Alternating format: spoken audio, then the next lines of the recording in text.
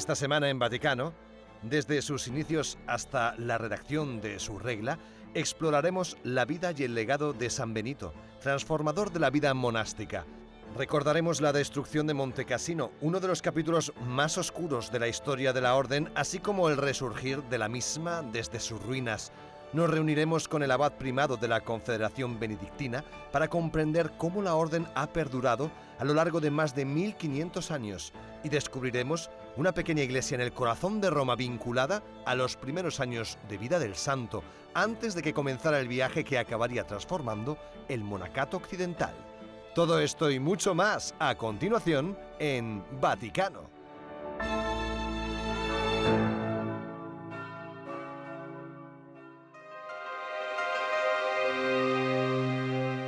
En el tranquilo corazón de Italia, donde los antiguos pueblos y las colinas onduladas conservan siglos de historia, el recuerdo de una de las figuras más influyentes del cristianismo sigue vivo.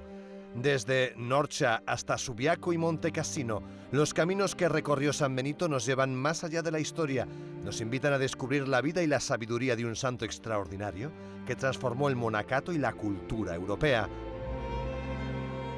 En el Colegio de San Anselmo de Roma, sede de la Confederación Benedictina, gran parte del legado de San Benito sigue marcando la vida de monjes procedentes de todo el mundo. Nos encontramos aquí, en San Anselmo, que es, en cierto modo, la sede mundial de la Confederación Benedictina. San Anselmo está compuesto, en realidad, por tres entidades: la Universidad, la Pontificia Universidad de San Anselmo, el Colegio de Estudiantes, que residen aquí, y la Curia de la Confederación Benedictina, donde trabajo y presto servicio bajo la autoridad del abad primado. El padre Patrick Carter, monje benedictino de la abadía de Clear Creek en Oklahoma, lleva 8 años desempeñando el cargo de secretario del abad primado de la Confederación Benedictina de San Anselmo en Roma.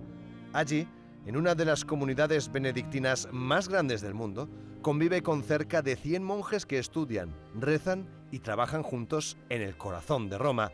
En total, en todo el mundo, probablemente seamos entre 16.000 y 18.000 benedictinos.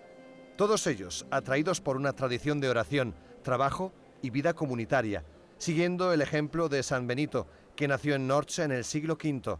Han elegido el estilo de vida benedictino. Enviado por su acaudalada familia a Roma para continuar sus estudios, Benito pronto se desilusionó con la ciudad y con el estilo de vida de muchos jóvenes estudiantes de la época. Al cabo de solo 2 años, abandonó sus estudios para buscar a Dios en soledad. Se retiró a Subiaco, donde vivió como ermitaño en una cueva conocida como el Sacro Specco. Allí profundizó en su vida espiritual, atrajo a sus primeros seguidores y con el tiempo comenzó a fundar pequeñas comunidades monásticas. Subiaco tiene algo que realmente lo atrae a uno, también hacia una experiencia espiritual. Situado en un pequeño y estrecho valle, tenemos un monasterio construido en torno a esta pequeña cueva donde Benito logró, quién sabe cómo, sobrevivir durante años y años. Y de alguna manera nos sumerge en la figura histórica y la realidad de San Benito, pues nos permite, en cierta medida, entrar en contacto con él.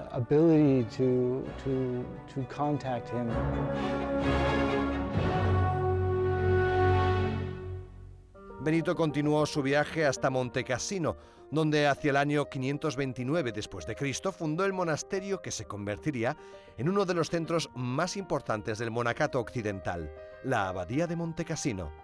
Entre sus muros escribió su famosa regla, basada en el principio ora et labora, reza y trabaja. Escrita hace más de 15 siglos, la regla llegó a marcar el curso de la historia de Europa y quizás ahora más que nunca sigue inspirando a la gente de hoy en día. La regla de San Benito es una regla escrita para los cenobitas, es decir, para los monjes que viven en comunidad. Y creo que, en el mundo actual, la tecnología nos aísla cada vez más de muchas maneras, hasta el punto de que las supuestas ventajas de la comunicación, en realidad, lo que hacen es separarnos físicamente. San Benito prevé una vida en la que los monjes van a dormir en la misma habitación, a comer en la misma mesa y a rezar juntos en la iglesia.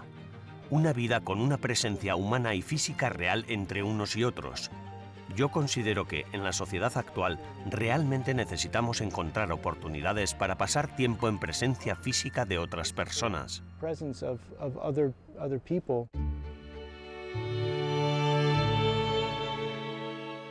Padre del monacato occidental, santo patrón de Europa, poderoso protector contra el mal, San Benito no es solo recordado a lo largo de la historia, sino que sigue siendo una presencia viva que inspira a generaciones que continúan buscando a Dios por los caminos que él trazó por primera vez hace más de 1500 años. Saint Benedict represents in some way the rebirth of culture.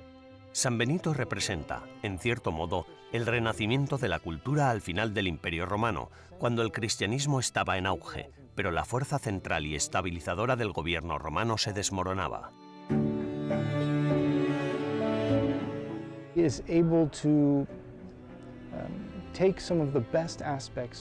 Fue capaz de tomar algunos de los mejores aspectos de la cultura romana e integrarlos en un contexto cristiano y monástico, lo que permitió a la Iglesia preservar parte de esa sabiduría romana sobre el gobierno y el orden en la futura sociedad cristiana que va a nacer en la Edad Media y en la que los monasterios desempeñarían un papel fundamental.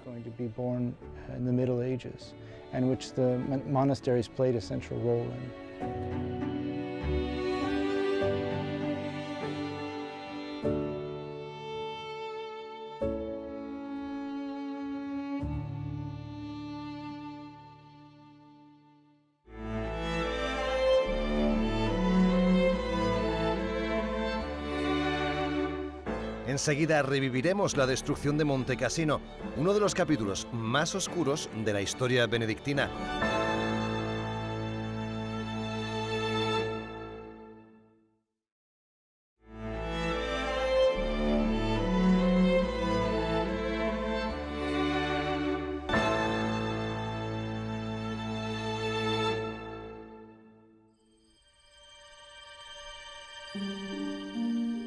Elevándose sobre el valle del Liri, la majestuosa abadía de Monte Cassino, fundada en el año 529 después de Cristo por San Benito, ha atravesado un increíble itinerario marcado por la destrucción y la renovación.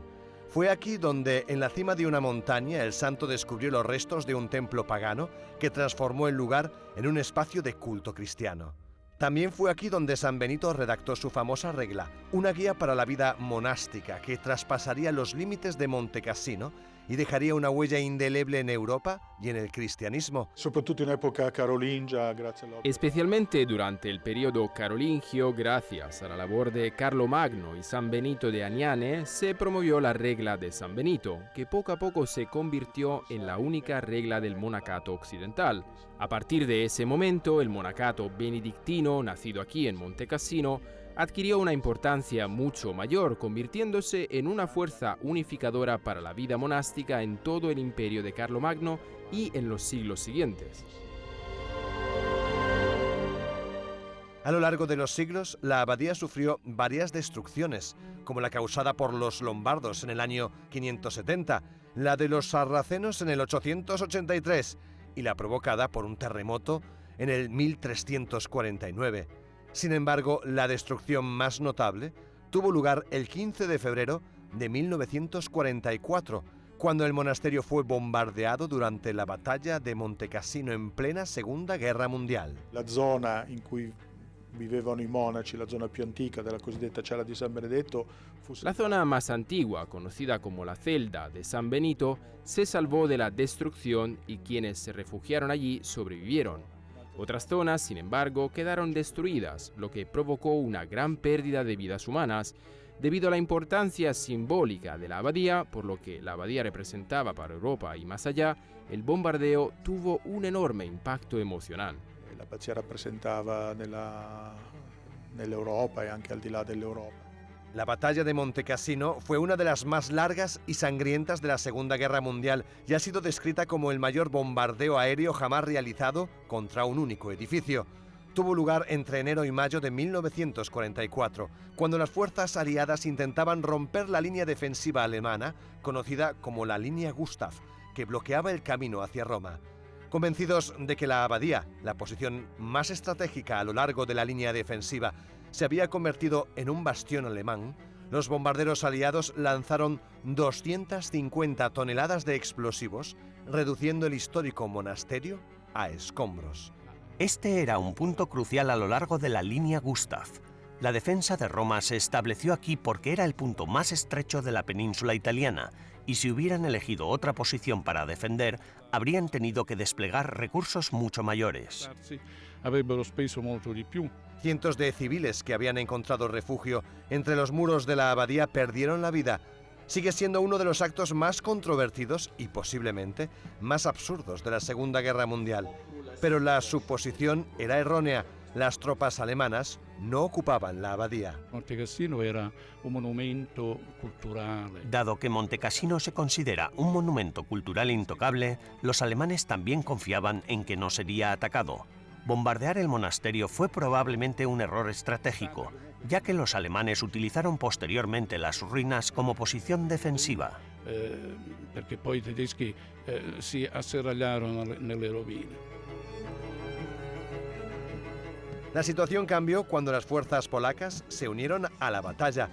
El segundo cuerpo polaco, liderado por el general Władysław Anders, siguiendo órdenes del comandante del Quinto Ejército estadounidense, el general Mark Clark, lanzó el asalto final contra las posiciones defensivas alemanas.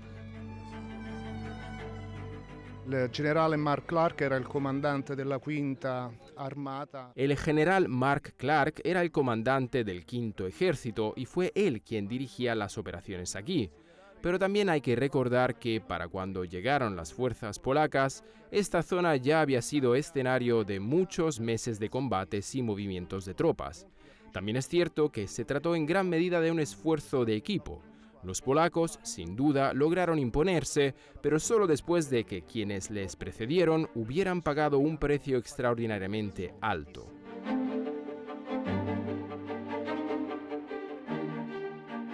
Finalmente, la victoria llegó el 18 de mayo de 1944. Para conmemorar y rendir homenaje a quienes murieron luchando por la libertad de Europa, miles de personas se reúnen cada año esa misma fecha en el campo de batalla cercano al monasterio, fundado por uno de sus santos patronos.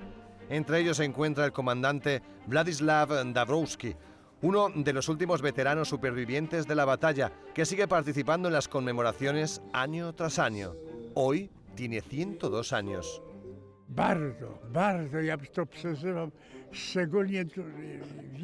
También me emociona profundamente, sobre todo cuando veo estas tumbas donde yacen mis compañeros, también los comandantes. El primer comandante de pelotón murió aquí, en este mismo lugar. Esta zona era el campo de batalla. Nuestras unidades avanzaron por ella. El general Anders cambió por completo la dirección del ataque. No atravesamos aquellas montañas. En su lugar, cruzamos este campo y justo delante nuestro nos encontramos con el monasterio.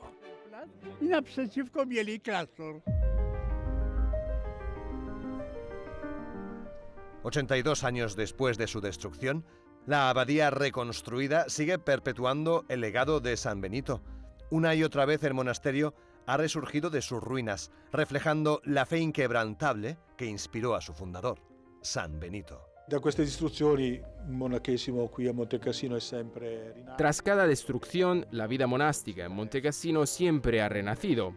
Por eso el lema de la abadía es Succissa virescit, una raíz que ha sido cortada vuelve a florecer. Hoy en día Montecassino alberga una pequeña comunidad de 8 monjes. Intentamos vivir según la regla benedictina, equilibrando el trabajo, la oración y el estudio. Appunto, alternando il lavoro, la preghiera, lo studio. También hay una importante labor de conservación y salvaguarda, cuidar el patrimonio cultural que hemos recibido, gran parte del cual sobrevivió a los bombardeos y que ha seguido creciendo con el tiempo a través del archivo y la biblioteca del monasterio. L'archivio che è la biblioteca del monastero.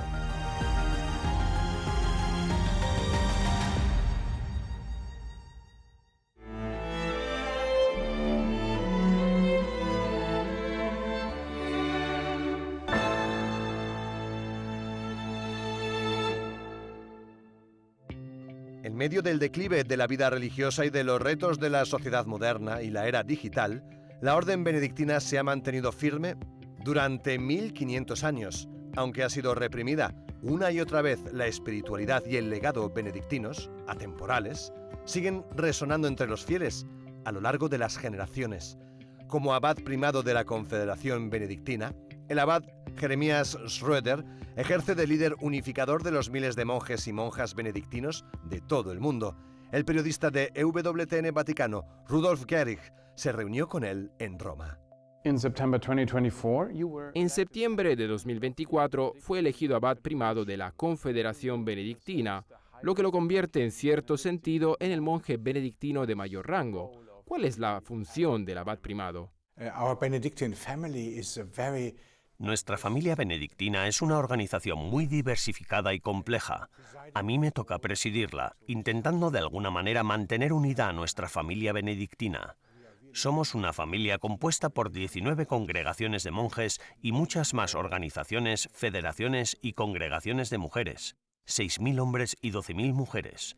Mi función aquí es mantenerlo todo unido, fortalecer el sentido de familia y de pertenencia mediante el cuidado de esta casa. by maintaining this house here. how would you say that Saint ¿Cómo diría usted que San Benito contribuyó a dar forma al monacato occidental y también a la civilización europea? I will say he did this Yo diría que lo hizo con la cruz, el libro y el arado. Pero esto no es invención mía. Así es como el Papa Pablo VI describió el papel de San Benito y sus discípulos en la configuración de Europa y de la civilización occidental. De modo que la evangelización, la cruz, la cultura y la educación, eso es el libro. Y, por último, el arado, un enfoque muy práctico y concreto para mejorar la vida y transformar nuestra forma de vivir. making lives better, to transforming the way we live. what is ¿Cuál diría usted que es la esencia de la espiritualidad benedictina? Our life is very much based Nuestra vida se basa en gran medida en la comunidad. Vivimos en una comunidad de monjes, monjas y hermanas que se nutre de los fundamentos de la vida cristiana. Las escrituras son muy importantes para nosotros. La celebración de la liturgia desempeña un papel fundamental en nuestra forma de vivir y de organizar nuestras jornadas. Además, es una vida muy equilibrada, en la que todos estos elementos diversos se unen sin excesos, en una unidad armoniosa que nutre la vida y da vida. nourishes life and gives life. the rule of Saint Benedict was revolutionary? La regla de San Benito fue revolucionaria en su época y parece que no ha perdido nada de su relevancia hoy en día. ¿Cómo es posible que la regla de San Benito haya sobrevivido 1500 años? Creo que el gran éxito de la regla se debe a sus cualidades intrínsecas. Es una regla muy equilibrada. De hecho, si la comparas con textos similares escritos en la época de Benito, este tiene mucha más profundidad y al mismo tiempo sigue siendo flexible. Permite la adaptación. No dice que haya que hacerlo exactamente así. Establece principios fundamentales y diría que esos principios siguen siendo válidos. El equilibrio del conjunto, la sabiduría que se desprende de él y el hecho de que se haya adaptado una y otra vez a lo largo de 1500 años. El texto, obviamente, nunca se ha modificado, pero nuestra forma de interpretarlo y de entenderlo ha sufrido evoluciones y adaptaciones a diferentes épocas y sensibilidades. Times and different sensibilities. Out of curiosity, Solo por curiosidad, ¿puede compartir algún ejemplo de una adaptación concreta que hayan llevado a cabo en los últimos siglos? Dejamos de aplicar el castigo corporal. Esa es una. Además, la carga de oración que se describe no es una buena forma de expresarlo. Carga de oración. Y la cantidad de oración diaria que debe tener la comunidad ha variado enormemente. Hoy en día rezamos, en general, un poco menos de lo que la regla recomienda realmente, para adaptarnos también a nuestro horario de trabajo. Ahí, por ejemplo, había una flexibilidad real. El mismo Benito ya hablaba de esa flexibilidad. Decía, esto es lo que propongo. Si el abad tiene buenas razones para organizarlo de otra manera, puede hacerlo. if Saint Benedict could Si San speak Benito pudiera dirigirse hoy al pueblo de Europa y del mundo, ¿qué mensaje cree que querría transmitir? Creo que un mensaje de paz, dirigido especialmente a Europa, donde estamos saliendo de un largo periodo de paz tras la Segunda Guerra Mundial, en el que la concepción de la paz se vio incluso fuertemente influida por algunas de estas ideas benedictinas. Y ahora tenemos que ver cómo la paz que hemos logrado durante un periodo tan largo no solo se está desvaneciendo, sino que se está derrumbando bajo la agresión y una nueva beligerancia. Creo que Benito intenta darnos las herramientas para construir realmente la paz y empezar desde abajo, desde las raíces, viendo cómo convivimos en pequeñas comunidades, comprendiendo que somos diversos y que, sin embargo, estamos unidos, para luego intentar extrapolar eso, trasladarlo también al nivel de cómo conviven nuestras naciones.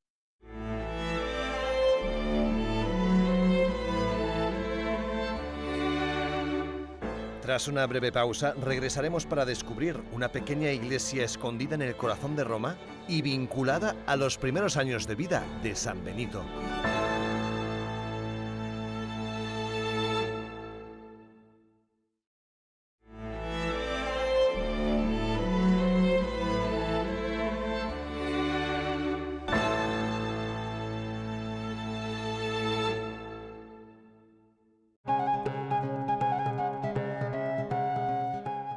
Oculto a plena vista. En el corazón del barrio romano de Trastevere, cerca de la Piazza in Piscinula, se alza una pequeña iglesia que ocupa un lugar único en la historia de la familia benedictina. Fue aquí donde el joven San Benito permaneció durante varios años a finales del siglo V, alrededor del año 495. Aquellos años en Roma cambiarían no solo el curso de su vida, sino en muchos sentidos el curso de la propia historia. Effettivamente San Benedetto è soggiornato qui in questo luogo. San Benito se alojó efectivamente aquí, en este mismo lugar. Aquí es donde se encontraba su casa familiar, la Domus Annicia, la residencia de la familia de San Benito. Eran de Norcia, pero al igual que muchas familias patricias de la época, también tenían una casa aquí, en esta zona de Trastevere. Estamos hablando del siglo V, cuando San Benito llegó a Roma para estudiar. Fue precisamente aquí donde Benito lo dejó todo atrás y decidió convertirse en ermitaño, retirándose a una cueva situada a cierta distancia, en Subiaco. L'eremita a la grotta che ha trovato abbastanza lontano a Subiaco.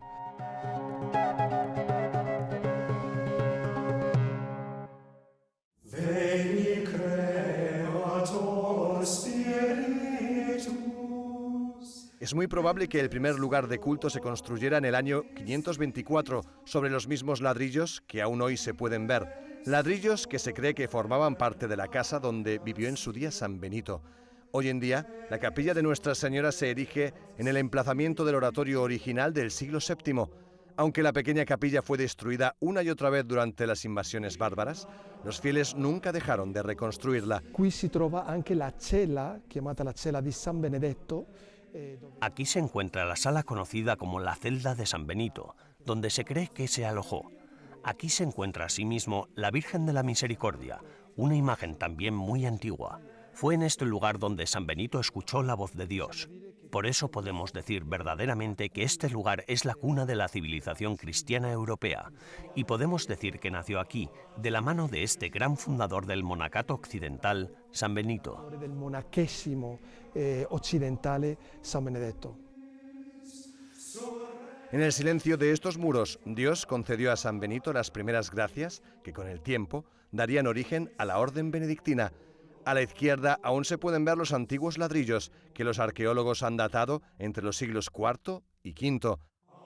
En la Edad Media, esta iglesia se construyó con 3 naves.